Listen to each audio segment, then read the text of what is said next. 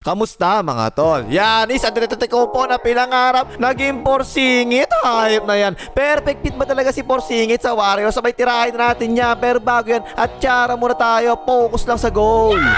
Okay game, ayun sa wakas na-trade na nga si Jota Suminga, paalis ng Warriors. Abay, congratulations tol, painom ka naman. Ang nakuha ng Atlanta Hawks, Jota Suminga at saka si Tropang Hill. Tapos ang nakuha naman ng Golden State Warriors, si Tikbalang, Kristaps Porzingis. Yan sa wakas mga tol no? Yan na yung pinakakaantay ng lahat. Ma-trade na nga palabas ng Warriors si Jota Suminga. 17 times siya binangko ni Coach Carr this season mga tol ha. Buti naman pinitawan niya na, naawa na kayo. Dating 7 overall pick yan ng Warriors, Jota Suminga, at nag-average siya this season 12.1 points, 5.9 rebounds, 2.5 assists. Sa 20 na laro pa lang kasi nga bangko palagi, nagbubutas ng bangko eh. 45.4% naman siya sa field goals at 32.1% sa 3 points. Samantalang nakasama naman niya sa trade, Tropang Hill. Eto palagi naman itong ginagamit ni Coach Carr mga tole no? 8 points, 2.5 rebounds at 1.5 assists per game sa 18 minutes kada laro. 43.3% sa field goals at 34.4% sa 3 points. O yan mga tol, no, kung di nyo napansin ha, isang bangko tsaka isang 18 minutes lang kada laro ang binigay ng Warriors kapalit ni Tikbalang, Kristaps Porzingis. Si Tikbalang this season mga tol ha, 17.4 points, 5.3 rebounds, 2.8 assists per game. Sa 16 na laro pa lang this season kasi nga injured palagi Tikbalang na to eh. Tapos 46.2% lang siya sa field goals at 34.6% lang sa 3 points. At hindi pa raw alam mga tol kung kailan makakabalik to ha, pero soon daw eh, soon ha. Noong January 7 pa siya absent mga tol ha, at ang dahilan daw ng pag-absent niya, meron daw siyang postural orthostatic tachycardia syndrome. Sabi Tikbalang mga tol, kinukwento niya eh, kapag nakaupo daw siya tapos bigla siyang tumayo, nako po, bumibilis daw talaga yung tibok ng puso niya eh no? At parang pagod na pagod daw siya palagi, nako po, malaking problema yan ha. Pero yung maganda naman, kay Tikbalang mga tol, si Evento yung matangkad talaga yan ha. At may 3-point shooting talaga yan. At finally, meron na shot blocker ang Warriors sa roster nila kasi 1.3 blocks per game to Tikbalang this season eh. At nag-average pa nga yan dati, 2.4 blocks sa New York Knicks. Kung hindi nyo napansin mga tol ha, tatlo na ngayon yung pansentro ng Warriors na mayroong 3-point shooting. Si Boss Al, si Quinton Post Office, tsaka si Tikbalang, diba? So basically, yung mga plays na ginagawa ng Warriors na pick and pop para kina Boss Al, tsaka Quinton Post Office, malamang ganun din yung gagawin nilang play kay Tikbalang. Parang ganyan, tingnan nyo, oh, screen siya dyan, diba? Pero imbis na mag-roll siya, tingnan nyo ginawa niya. Pumwesto lang siya sa may 3 points, diba? Pick and pop ang tawag sa mga ganyan. Eh, napasahan na nga, kita ang bakal, portre, patay ka dyan. Maganda yung 3-point shooting niya, mga toleno, 34.6%. Tsaka matangkad talaga yan, kaya ang hirap i-contest mga close at tingnan mo, oh, kita yung bakal, eh, portre na naman, patay na naman. Ito pa isa, pick and pop na naman yan, tingnan mo ha. Tingnan nyo yung close at mga tol, oh, taas kamay kagad, ang ganda, diba? Pero hindi pa rin talaga umabot, ang tangkad nga kasi Tikbalang eh. O na nga, portre, patay ka dyan. Malaking bagay talaga yung ganyan sa Warriors mga tol kasi tulad yan, tingnan mo, si Ashtray yan, diba? Isipin nyo na, palitan nyo yan, si best shoot up sometimes na yan ha. Tingnan yung depensa mga tol, medyo lumayo ng konting Tikbalang, diba? Kasi nga, kailangan tumulong sa ball handler eh. Hindi nila pwedeng gawin yan kay Tikbalang, lalo lang na kapag umuulan habang maaraw, eh na nga, portre, patay ka dyan. So kung mangyaring i-double team ng kalaban, si best shoot up sometimes, tulad niyang ganyan, tingnan mo, ayan, manlilibis Tikbalang eh, no, delikado yan para sa depensa. Ayan na nga, portre, patay ka dyan. Simpleng pick and pop lang ginagawa mga tol ha, pero hirap talaga patayin niya kasi nga, kahit sa malayo, may tira to, ganyan, tingnan mo, layo niyan eh, oh, portre, patay ka dyan. Ang maganda pa dyan mga tol, yung ganito, oh, mahilig sa ganitong plays ang Warriors, diba? Off the ball screen, marami silang ginagawang ganyan, pati nga kay Quinton Post Office, ginagawa nila yan eh. O na nga, portre, patay ka dyan. So magagamit talaga ng Warriors yung ganyan mga tol. Yung ganyan, tingnan mo oh, simpleng screen lang sa ibabaw, tinira na kagad eh, no, portre, patay ka dyan. Sure na sure talaga ako mga tol eh, gagawin talaga ng Warriors yung ganyan play, lalong lalo na yung mga screen sa corner na ganyan kasi ginagawa rin talaga nila yung kay Quinton Post Office, diba? O na nga, portre, patay ka dyan. O kaya pa, tinan nyo, basic na basic lang yan eh, no? Ang sentro ng kalaban, hindi pwede magpaiwas sa gitna para makatulong sa loob kapag tao niya Tikbalang kasi kapag binigyan Tikbalang ng screen na ganyan, malilate talaga sa closeout eh, no? Yan, portre, patay ka dyan.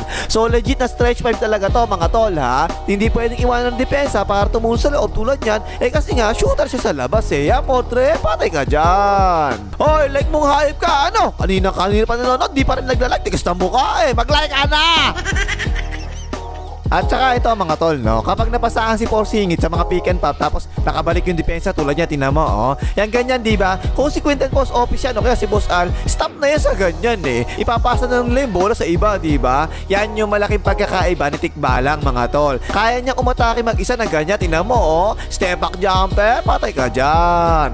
So yung mga gantong atake galing sa high post, wala nito sa ngayon ng Warriors eh, no? Yan maaasahan si Tikbalang sa mga ganyang atake sa high post. Kahit actually nung nasa Celtics pa siya, di ba? Kung naalala nyo, dyan talaga palagi yung tanggap ni Tikbalang ng bola eh, sa high post talaga eh. Tapos kaya talaga niya umatake sa ganyan eh, no? Patay ka dyan. Ginagawa ng Warriors yung ganyan kay Jimmy Santos lang kadalasan eh. Pero ito kay Tikbalang, lalo na kapag napasok siya sa bantay na ganyan, mas maliit yung bantay niya, naku po, yari kay Tikbalang niya. By the way, patay ka dyan. Okay mga tol eh, no? Okay naman talaga yung ganyan. Kung magpipick and roll silang dalawa, na shoot up sometimes, tapos mapasok yung depensa na ganyan, tingnan mo, oh. Popost yan kagad sa high post Tikbalang, magaling sa ganyan yan eh. Okay na nga, patay ka dyan.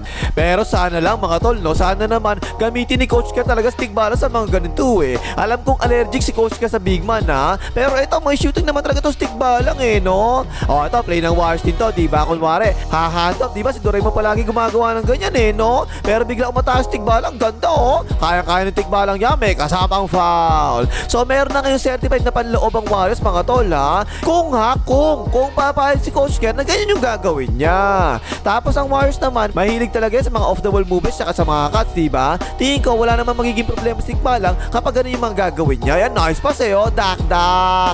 Kasi kapag healthy yan, gumagalaw naman talaga yan sa loob eh. Well, nice pa sa kanya. Ganda oh. Dak.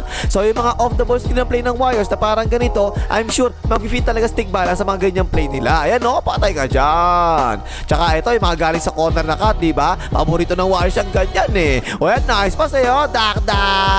So I think okay naman talaga yung IQ ni Tikbalang mga tol eh. At matagal na talaga sa NBA. So basic na lang talaga para sa kanya yung mga ganyang cut. And nice cut eh. Nice pass. Dak.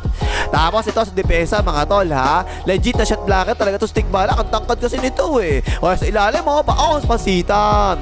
Malaking tulong talaga yan sa Warriors mga tol. Kasi right now, wala talaga silang shot blocker eh, no? Sa Tikbalang eh, baos pasitan. At kung naalala nyo, palagi ko sinasabi dati pa, nabubugbog palagi sa loob ang Warriors. Pero kung healthy talaga si Tikbalang mga tol ha, baka hindi na ganun ang mangyari ngayon eh. Kasi kung gagawin nila, si Doraemon pa rin palagi tatawa sa sentro ng kalaban. Tapos makakapag-roam ngayon sa depensa. Ito si Tikbalang ha. Ayun, meron talagang legit na player na tutulong sa loob ang Warriors. Baos pasitan. Na most likely, ganun talaga yung mangyayari sa depensa nila eh. Dati kasi kapag meron nakapasok sa loob, ang liliit talaga na tumutulong sa Warriors eh, no? Pero ito na nga si Tikbalang, ang laki nito eh, oh. Paos pasitan. Yan yung ganyan, tingnan nyo oh. Kapag napasahan dati sa ganyan, nako po, puro gwardiya yung tumutulong sa loob sa Warriors eh, no? Pero ngayon, eto ang tangkad, 7-2 yung tutulong sa loob. Ang tangkad, Tikbalang pa, nice defense eh, oh. Paos pasitan. At sa perimeter defense, hindi naman talaga ganun kasama eh. Parang average naman yung depensa niya para sa isang sentro sa NBA. Kaso ang haba talaga, tingnan mo, inabot pa nga eh. Baos pasitan. O kaya tingnan nyo, depensa sa pick and roll, no? Ang layo ng pwesto niya, di ba? Kasi nga, 7-2 siya, tapos 7-6 ang wingspan niya. Ang haba eh. Tikbalang pa. Ayan o, inabot na nga, baos pasitan.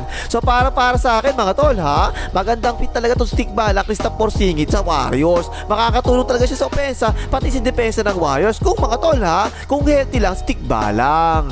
Samantalang para sa Atlanta Hawks naman mga tol, kung hindi nyo naalala, balikan natin ng konti ha. Nakakuha ng Hawks Tikbalang galing sa Celtics, kapalit ni Terrence Mann at isang draft pick lang eh. Kasi nga, nagbabos ng pasweldo Celtics noon, diba? Nagigas nyo ba yun mga tol? Kunwari, eto ha, ang iti-trade ko sa Warriors, si Terrence Mann tsaka isang draft pick, kapalit ni Jonathan Kuminga tsaka Stropang Hill. Papayag ba kayo? Aba, syempre parang hindi, parang lugi eh, no? Pero yun mismo yung nagawa ng Hawks, ang lupit eh. Si Jonathan Kuminga, ang tagal ko na sinasabi, high potential na player talaga yan eh. Hindi lang talaga bagay yung style ng laro niya sa Warriors. Pero kung titignan natin mabuti yung roster ng Hawks ngayon mga tol ha, meron silang Jalen Johnson Baby Powder sa small forward, meron silang CJ McPherson shooting guard, meron pa silang Risa Shea na dating first overall pick, meron pa silang Dyson Daniels, Corey Kispert, meron pa silang Alexander Walker, ang sikip na sa 2 tsaka sa 3 na pwesto eh, no? Tapos ang dagdag sa kanila, si Jonathan Kuminga na 3 din ang pwesto eh. At si Tropang Hill na shooting guard ang pwesto, ang gulong sa perimeter eh. Pero ang tingin kong balak talaga gawin ng Hawks dito mga tol ha,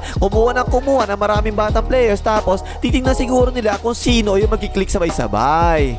Kasi puro bata pa talaga ang players nila Ang daming players nila edad 23 hanggang 24 years old pa lang Stropang Hill medyo matanda na, 33 years old na. At CJ McPerez 34 years old na. At for sure asahan nyo mga tol, yan dalawa na yan Sa off-season, pareho mawawala yan sa Atlanta Hawks. Magta-trade lang nila yan At malamang kumuha pang Atlanta Hawks na maraming players na babagay sa laro ni Jalen Johnson. At huwag nyo asahan mga tol na mag-i-start kagad si Jonathan Minga dito sa Atlanta Hawks. Parang di pangyayari yun Malamang maging off the bench lang din siya dito sa Atlanta Hawks. Pero for sure, gagamitin talaga siya dito Kasi nga, puro bata naman yung mga kasabay niya rito. Hindi tulad sa Warriors, binabakulo siya dun Eto yung sinasabi ko dati pa na sana nga, kapag na-trade na si Jonathan Minga, makapunta siya sa isang team na talagang bibigyan siya ng chance, diba? Na maipakita yung totoong laro niya. At ayun, baka nga posible mangyayari dito sa Atlanta Hawks. Ngayon yung sabihin! O ano pang imagas, malaki ang mga hater Coach Kerr.